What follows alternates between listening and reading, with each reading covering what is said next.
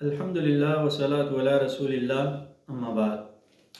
نبی کریم صلی اللہ علیہ وسلم نے جب قریش کو دعوت اسلام دی تو آپ صلی اللہ علیہ وسلم اور صحابہ کرام رضوان اللہ تعالی عنہم اجمعین کو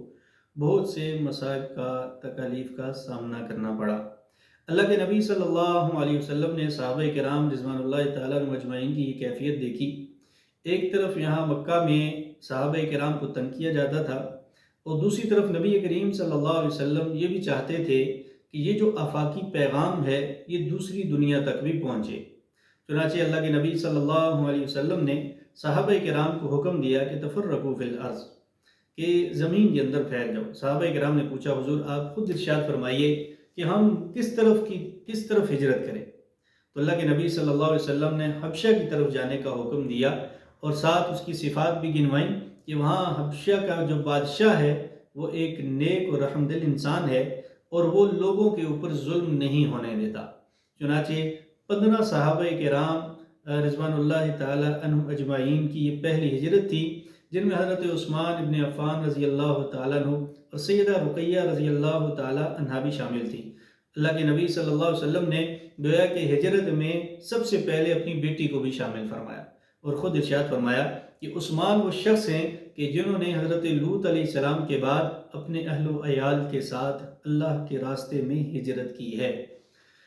یہ ہجرت جب ہوئی، اللہ کے نبی صلی اللہ علیہ وسلم کے 15 صحابہ کرام نجاشی بادشاہ کے علاقے میں چلے گئے۔ حبشہ پہنچنے کے بعد پیچھے جو مسلمان تھے ان کے لیے بھی اللہ جل شانہ نے آسانی کی صورتیں فرمائیں کہ حضرت حمزہ رضی اللہ تعالیٰ عنہ وہ ایمان لے کر آئے، اسی طرح حضرت عمر بن خطاب رضی اللہ تعالیٰ عنہ وہ بھی ایمان لے کر آگئے۔ حضرت حمزہ بھی چونکہ ایک جری نوجوان تھے اور اللہ کے نبی صلی اللہ علیہ وسلم کے چچا بھی تھے، تو آپ کے ایمان لانے سے بھی قریش نے آپ صلی اللہ علیہ وسلم کی طرف آنکھ اٹھانا تھوڑا کم کر دیا۔ اور اسی طرح حضرت عمر بن خطاب رضی اللہ تعالیٰ عنہ کی جرأت اور بہادری تو چہار دانگ عالم میں مشہور تھی، تو آپ رضی اللہ تعالیٰ عنہ کے ایمان لانے کے بعد بھی قریش بہت زیادہ ظلم کرنے سے باز آنا شروع ہو گئے۔ ادھر جب صحابہ کرام حبشہ میں موجود تھے، اور ادھر اللہ کے نبی صلی اللہ علیہ وسلم کے لیے بھی، صحابہ کرام کے لیے بھی تھوڑا ماحول سازگار ہونا شروع ہو چکا تھا، تو اسی دوران ایک واقعہ رونما ہوا۔ وہ یہ کہ اللہ کے نبی صلی اللہ علیہ وسلم نے بیت اللہ میں سورۃ النجم کی تلاوت فرمائی۔ جب سورۃ النجم کی تلاوت فرمائی تو جب اللہ کے نبی صلی اللہ علیہ وسلم نے سجدہ فرمایا تو مسلمانوں کے ساتھ ساتھ اس وقت بیت اللہ میں، حرم میں جتنے بھی لوگ تھے، چاہے وہ مشرکین مکہ تھے یا باہر سے لوگ آئے ہوئے تھے جو طواف کر رہے تھے، سارے کے سارے لوگ سجدے میں گر گئے۔ یہ واقعہ اتنا مشہور ہوا کہ یہ واقعہ چلتے چلتے حبشہ میں صحابہ کرام تک بھی پہنچا، اور یہ بات مشہور ہو گئی کہ قریش جو ہیں وہ سارے کے سارے ایمان لے آئے، اسلام لے آئے، اسی لیے وہ اللہ کے نبی صلی اللہ علیہ وسلم کے ساتھ سجدے میں گر گئے۔ جب صحابہ کرام تک یہ بات پہنچی تو صحابہ کرام نے واپس تشریف لانا شروع کر دیا۔ چنانچہ رجب کے مہینے میں سن 5 نبوی میں یہ ہجرت حبشہ کی طرف ہوئی تھی، اور رمضان کے بعد شوال کے مہینے میں صحابہ کرام واپس تشریف لے آئے۔ جب ایک دن کی مسافت رہ گئی تھی تو صحابہ کرام کو علم ہوا کہ یہ تو ایک افواہ تھی کہ مشرکین مکہ ایمان لے آئے، مشرکین مکہ تو ابھی ایمان نہیں لائے۔ جب صحابہ کرام واپس تشریف لائے تو مشرکین مکہ کو بہت زیادہ اس بات کا غم اور غصہ تھا کہ یہ اپنا علاقہ چھوڑ کر حبشہ کیوں چلے گئے تھے۔ چنانچہ مشرکین نے دوبارہ مسلمانوں کے اوپر ظلم و ستم شروع کر دیے، اور اب انہوں نے یہ طے کر لیا کہ اب ہم اللہ کے نبی صلی اللہ علیہ وسلم کا راستہ روکنے کے لیے آخری حد تک جائیں گے۔ چنانچہ انہوں نے صحابہ کرام کے اوپر ظلم و ستم شروع کر دیے۔ اللہ کے نبی صلی اللہ علیہ وسلم نے جب یہ صورتحال دیکھی تو صحابہ کرام کو دوبارہ حکم دیا کہ حبشہ کی طرف دوبارہ ہجرت کی جائے۔ چنانچہ اب دوسری ہجرت میں 82 مرد اور 19 خواتین، یہ کل 102 حضرات صحابہ کرام رضوان اللہ تعالی عنہم اجمعین، انہوں نے دوبارہ جو ہے حبشہ کی طرف ہجرت فرمائی، اور مشرکین نے پیچھے اپنے نمائندے بھیجے اور اپنا وفد بھیجا، اور بڑے طریقے کے ساتھ حبشہ کا جو بادشاہ تھا نجاشی، اس کے جو وزراء تھے ان کے لیے بہترین قسم کے تحفے اور بہترین قسم کے ہدایہ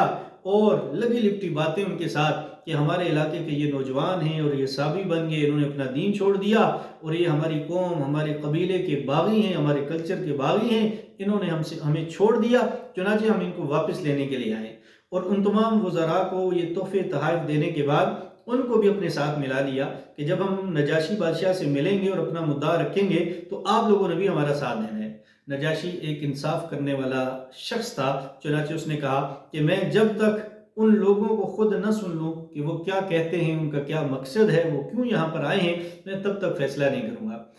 چنانچہ صحابہ کرام نے حضرت جعفر طیار رضی اللہ تعالیٰ عنہ کا انتخاب فرمایا اور حضرت جعفر نے جا کر نجاشی بادشاہ کے سامنے سورہ مریم کی ابتدائی آیات تلاوت کی، کیونکہ ان آیات میں حضرت مریم علیہ السلام کا ذکر ہے اور ان کی عزت اور ان کا شرف اللہ جل شانہ نے بیان فرمایا۔ جب نجاشی بادشاہ نے سورہ مریم کی آیات سنی، سورہ مریم کی آیات کی تلاوت سنی، تو نجاشی بادشاہ رونا شروع ہو گیا۔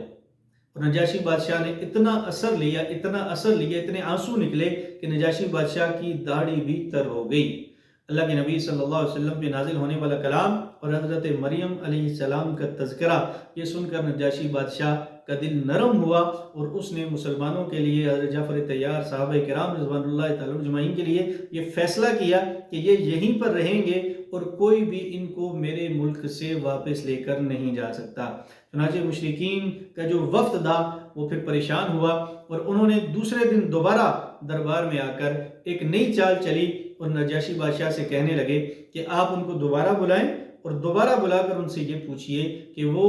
حضرت عیسیٰ علیہ السلام کے بارے میں کیا کہتے ہیں، یعنی کہ مسلمان عیسیٰ علیہ السلام کے بارے میں وہ عقیدہ نہیں رکھتے جو آپ رکھتے ہیں۔ چنانچہ حضرت جعفر طیار کو دوبارہ بلایا گیا، صحابہ کرام نے آپس میں مشورہ کیا۔ حضرت جعفر رضی اللہ تعالیٰ عنہ نے ارشاد فرمایا، خدا کی قسم میں وہی بات بادشاہ کے دربار میں جا کر کہوں گا جو اللہ اور اس کے رسول نے ہمیں بتائی ہے، اس کے علاوہ کچھ بھی نہیں کہوں گا، چاہے نجاشی بادشاہ ہمیں اس ملک سے واپس دوبارہ مکہ ہی کیوں نہ بھیج دے۔ چنانچہ حضرت جعفر طیار تشریف لائے اور صاف واضح دو ٹوک الفاظ میں بیان کیا کہ عیسیٰ علیہ السلام کے بارے میں ہم یہی کہتے ہیں کہ وہ اللہ کے بندے تھے، اللہ کے نبی تھے، اللہ کے رسول تھے اور اللہ جل شانہ نے ان کو معجزات عطا فرمائے ہوئے تھے۔ نجاشی بادشاہ نے کہا یہ وہی بات ہے جو میں نے آسمانی کتابوں میں پڑھی ہے اور جو میں نے سن کر رکھی ہے، عیسیٰ علیہ السلام اس سے زیادہ کچھ بھی نہیں ہے۔ چنانچہ